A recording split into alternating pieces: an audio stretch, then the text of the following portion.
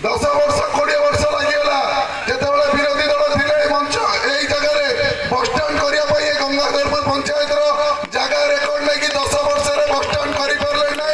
कि देई परले नै हमें मात्र 2 वर्ष भितरे ए जगह को अटल बस स्टैंड को देलो एवं ए जगह रे बस स्टैंड आज 12 कोटी रो बस स्टैंड कलो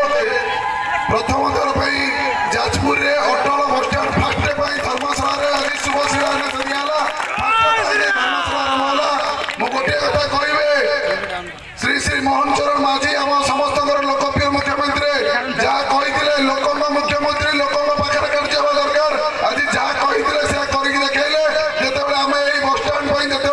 नवेदन देते तुरंत मोहर बजाई जगह को बस स्टाण 12 कोटी अनुमोदन देते सागे सागे बस स्टाण आरंभ है मुझे मंच पर गोटे कथा कहबे 10 वर्ष 20 वर्ष लगिगला जेतेबेले विरोधी दल थिले मंच एई जगह बस स्टाण करिया पई गंगाधरपुर पंचायत रो जगह रेकर्ड नै कि 10 वर्ष रे बस स्टाण करि परले नै